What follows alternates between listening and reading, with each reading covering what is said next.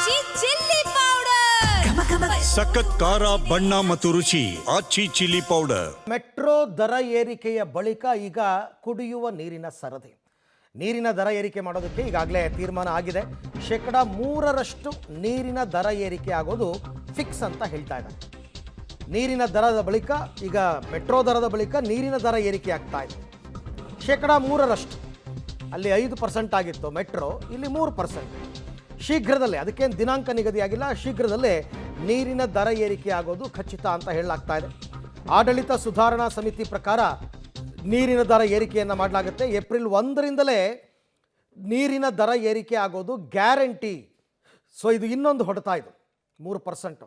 ನಿಮಗೆ ಫೆಬ್ರವರಿ ಬಂತು ಅಂದರೆ ಶುರು, ಎಲ್ಲ ಇಲಾಖೆಗಳು ಕೂಡ ಅವರವರ ಪ್ರಾಡಕ್ಟ್ಗಳನ್ನ ರೇಟ್ ಜಾಸ್ತಿ ಮಾಡ್ಕೊತಾರೆ. ನೋಡಿ, ಸದ್ಯದಲ್ಲೇ ಈಗ ವಿದ್ಯುತ್ ದರ ಏರಿಕೆನೂ ಆಗುತ್ತೆ. ಈಗ ಮೆಟ್ರೋ ಆಯಿತು, ಮತ್ತು BWSSB ಅವ್ರದ್ದು ಆಯಿತು, ಈಗ ಬೆಸ್ಕಾಂ ಅವರು ಮಾಡ್ತಾರೆ ಎಲ್ಲ.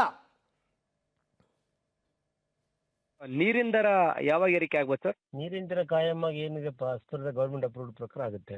ಗೊತ್ತಾಯ್ತು ಸರ್, ಅರ್ಥ ಆಯ್ತು ಸರ್ ನನಗೆ. ಫೆಬ್ರವರಿಯಿಂದ ಆಗುತ್ತೆ ಅಂತಿದ್ರು, ಯಾವಾಗ ಅಂತ ಸರ್? ಇಲ್ಲ, ಫೆಬ್ರವರಿಯಿಂದ ಆಗಲ್ಲ. ಯಾವಾಗ sir? April every month April 1st ಅಲ್ಲಿ ಆಗ್ಬೇಕಪ್ಪ. ಬಹಳ ಕಡಿಮೆ ಆಗುತ್ತೆ. ಎಷ್ಟು ಸರ್ ಈ ಬಾರಿ? ಎಷ್ಟು ಸರ್ ಅಂದಾಜು? ಈ ಬಾರಿ ಇಲ್ಲ, ಪ್ರತಿ ಸರಿ ಅದು ಆಟೋಮೆಟಿಕ್ ಆಗಿ ಆಗುತ್ತೆ. 3%. ಹಾಗಾದ್ರೆ ಈ ಬಾರಿ ಏಪ್ರಿಲ್ 1ರಿಂದ ಜಾರಿ ಆಗುತ್ತೆ ಸರ್? ಏಪ್ರಿಲ್ 1ರಿಂದ ಅನ್ವಯ ಆಗುತ್ತೆ. ಅಂದ್ರೆ ಮೇ ನಲ್ಲಿ ಅವ್ರಿಗೆ ಬಿಲ್ ಬರುತ್ತೆ.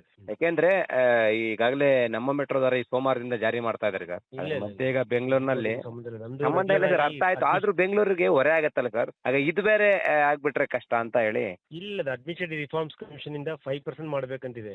ನಾವು ಅದ್ರ ಬದಲಾಗಿ 3% ಅಂತ ನಾವು ಗವರ್ಮೆಂಟ್ ಅಲ್ಲಿ ಅಪ್ರೂವ್ ಆಗಿ. ತಮ್ದು ಸಮಿತಿ ಏನಾದ್ರು ಇದೆ ಸರ್? ದರ ನಿಗದಿ ಸಮಿತಿ ತಮ್ದು ಇದೆಯಾ? ಇಲ್ಲ, ಅಡ್ಮಿನಿಸ್ಟ್ರೇಟಿವ್ ರಿಫಾರ್ಮ್ಸ್ ಕಮಿಷನ್ ಅಂತ ಹಿಂದಿನ ಚೀಫ್ ಸೆಕ್ರೆಟರಿ ಅಧ್ಯಕ್ಷರ ಒಂದು ಸಮಿತಿ ಇತ್ತು. ಪ್ರತಿ ವರ್ಷ 5% ಆಟೋಮೆಟಿಕ್ ಆಗಿ ಇನ್ಕ್ರೀಸ್ ಆಗಬೇಕಂತ ಇತ್ತು. ಆಡಳಿತ ಸುಧಾರಣಾ ಸಮಿತಿ ಪ್ರಕಾರ ಪ್ರತಿ ವರ್ಷ ಆಟೋಮೆಟಿಕ್ ಆಗಿ ಆಗ್ಬೇಕಂತ 5% ಅಂತ ಕೊಟ್ಟಿದ್ರು.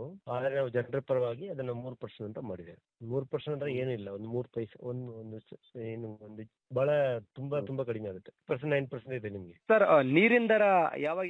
ರೈಟ್, ಈ ಬಗ್ಗೆ ಮತ್ತಷ್ಟು ಮಾಹಿತಿ ನನ್ನ ಕೊಲೀಗ್ ಲೋಕೇಶ್ ಅವರಿಂದ ಪಡ್ಕೊಳ್ಳೋಣ. ಲೋಕೇಶ್, BMRC ಎಲ್ಲ ಅವ್ರನ್ನ ಕೇಳಿದ್ರೆ ಇಲ್ಲ ಜನರಿಗೇನು ಹೊರೆ ಆಗಲ್ಲ ಅಂತಾರೆ. ಈಗ BWSSB ಅವ್ರನ್ನ ಕೇಳಿದ್ರೆ ಬರೀ 3%, ಜನರಿಗೇನು ಹೊರೆ ಆಗಲ್ಲ. ಎಲ್ಲರೂ ಈ ಥರ ಏರಿಕೆ ಮಾಡ್ಕೊಳ್ತಾನೆ ಹೋದರೆ ಜನರಿಗೆ ಹೊರೆ ಅಲ್ಲ, ಬರೆ ಬೀಳುತ್ತೆ ಅಂತ ನಾನು ಹೇಳ್ತಾ ಇರೋದು.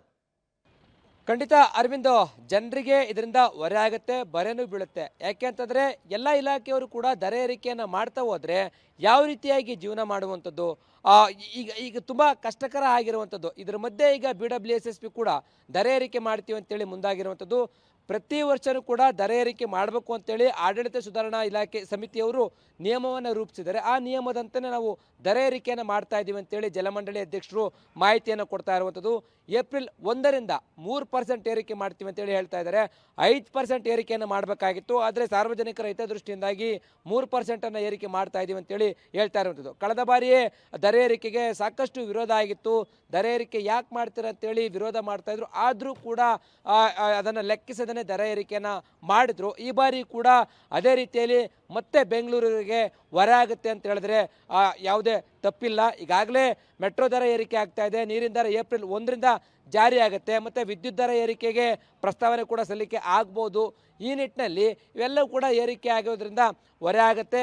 ಇದನ್ನು ಕಡಿಮೆ ಮಾಡಿ ಏರಿಕೆ ಬೇಡ ಅಂತಂದ್ರೂ ಕೂಡ ನಾವು ಮಾಡಲಿಕ್ಕಾಗಲ್ಲ. ಈ ಕಾಯ್ದೆನೇ ಆಗಿದೆ, ನಿಯಮನೇ ರೂಪಿಸಿದ್ದಾರೆ ಅಂತೇಳಿ ಆ ಕಾಯ್ದೆ ಮೇಲೆ ಅಧಿಕಾರಿಗಳು ಎತ್ತಾಗ್ತಾ ಇರುವಂಥದ್ದು.